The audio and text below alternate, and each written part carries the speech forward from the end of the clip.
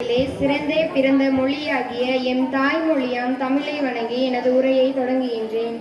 தமிழன் என்றோர் இனம் உண்டு, தனியே அவர்க்கொரு குணம் உண்டு என்று தமிழரை அடையாளப்படுத்தினார் நாமக்கல் கவிஞர். வேறு எந்த இனத்திற்கும் மொழிக்கும் இல்லாத பெருமை தமிழுக்கும் தமிழருக்கும் உண்டு. மனித இனம் எப்படி வாழ வேண்டும் என்ற வாழ்வியலை கற்றுக் கொடுத்தது தமிழரின் பண்பாடு மற்றும் கலாச்சாரம். யாதும் ஊரே யாவரும் கேளீர், தீதும் நன்றும் பிறர் தர வாரா என்ற கணியன் பூங்குன்றனாரின் வரிகள் தமிழர் பண்பாட்டை உணர்த்துகிறது. பண்பாடு எனப்படுவது பயிர் விளைகின்ற நிலத்தை உழுது பயன்படுத்துவது போல மக்கள் தம் வாழ்க்கையினை நெறிப்படுத்துவது ஆகும். அழுக்காறு அவா வெகுளி இன்னா சொல் நான்கும் இழுக்கா என்றது அறம். இந்த குறளில் தமிழர் பண்பாடு அறம் சார்ந்தது என வள்ளுவர் உலகிற்கு எடுத்து கூறுகிறார். இருந்தோம்பி இல்வாழ்வதெல்லாம் விருந்தோம்பி வேளாண்மை செய்தற் பொருட்டு என்ற குறளில் இல்வாழ்க்கை நடத்துவதெல்லாம் விருந்தினர்களை போற்றத்தான் என்கிறார் தெய்வ புலவர்.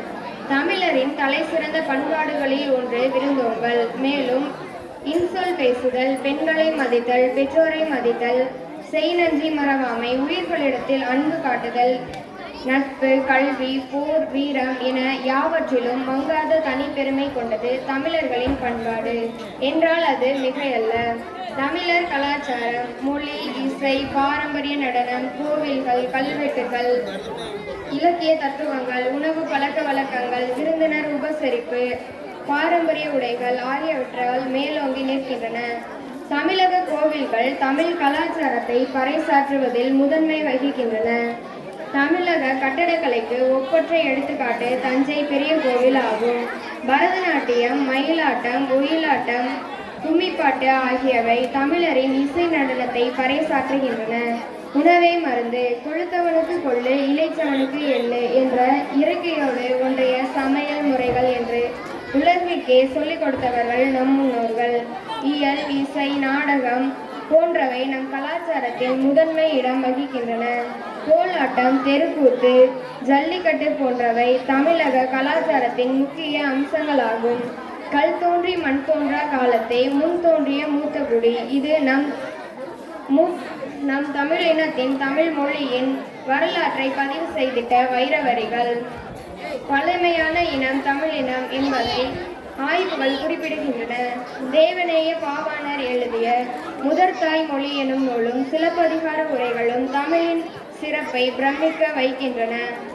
யாம் அறிந்த மொழிகளிலே தமிழ் மொழி போல் இனிதாவது எங்கும் காணோம் என்று பாரதியும் தமிழ் மொழியின் தனித்துவத்தை எடுத்துரைத்துள்ளார்.